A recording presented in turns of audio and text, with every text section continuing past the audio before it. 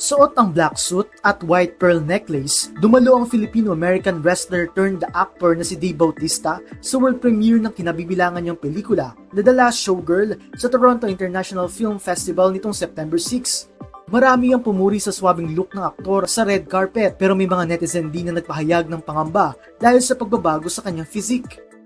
Kapansin-pansin ng malaking nabawas sa timbang ni Bautista. Pati ang dati ring wrestler na si Mark Henry, nag-comment ng crying emoji sa isang post sa Instagram. Kaliwat kanan ng proyekto ng 55-year-old na si Bautista ngayong taon. Napanood siya sa pelikulang Dune Part 2 nitong Marso, maliban sa The Last Showgirl, pinalabas din ngayong Setyembre ang The Killer's Game.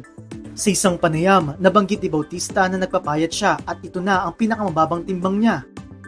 Nakilala rin siya sa kanyang pagganap bilang Drax the Destroyer sa Guardians of the Galaxy franchise.